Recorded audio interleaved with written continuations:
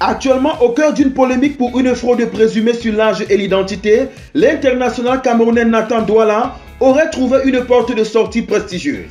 Le milieu de terrain de 17 ans de Victoria United, club de première division camerounaise, devrait prendre la direction d'Antalyaspor en Turquie en fin de saison. Ce transfert s'inscrit dans le cadre du partenariat fraîchement conclu entre Victoria United et le club turc pour la mise en œuvre d'activités conjointes, comme l'a expliqué le club camerounais dans un communiqué. L'ombre de Samuel Eto'o, le président de la Fédération camerounaise de football, plane sur ce partenariat compte tenu de ses bonnes relations avec le président de Victoria United et aussi Antalyaspor où il a évolué entre 2015 et 2018, sans compter qu'il est très apprécié de l'entraîneur Sergueï Yalzin et des joueurs. Le Maroc accueillera les 5 éditions consécutives du Mondial U17. Ce jeudi 14 mars, le Conseil de la FIFA a annoncé à la fois un élargissement et un changement de périodicité de la Coupe du Monde féminine U17.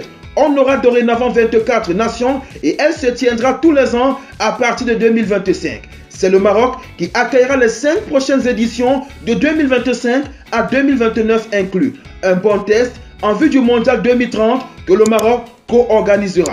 A noter que le pays organisera également la Coupe d'Afrique des Nations 2025. Parlons basketball à présent avec des nouvelles sur le retour de Joel Embiid. Déjà assuré de perdre sa couronne de MVP car ayant raté trop de matchs, le Camerounais manque cruellement au sien. Et alors que sa situation devait être réévaluée récemment, les résultats ne seraient pas du tout encourageants aux yeux des médecins. Le natif de Yaoundé devrait encore patienter avant de revenir au jeu. Selon la journaliste d'ESPN, Ramona Shelbull, il n'est pas prêt de revenir aussitôt. Il peut effectuer des exercices légers et les Sixers ne veulent pas se précipiter. Francis Ngannou est revenu sur sa défaite en boxe contre Anthony Joshua la semaine passée en Arabie Saoudite. Le Camerounais assure qu'il ne se sentait pas bien avant d'être rapidement éteint par son rival.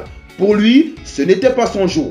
Lors de cet échange avec les internautes, il a souligné que ça n'allait pas et qu'il se sentait endormi et transpirait beaucoup. Après avoir été terrassé par Joshua, Ngannou s'est rapidement senti mieux. Il n'a pas eu besoin de se rendre à l'hôpital. Le prédateur a tout de même effectué des visites de contrôle. Malgré cette lourde défaite, le natif de Batié a confirmé qu'il n'abandonnerait pas le sport de combat. À cet effet, il dit, je cite, « Je n'en ai pas fini avec la boxe.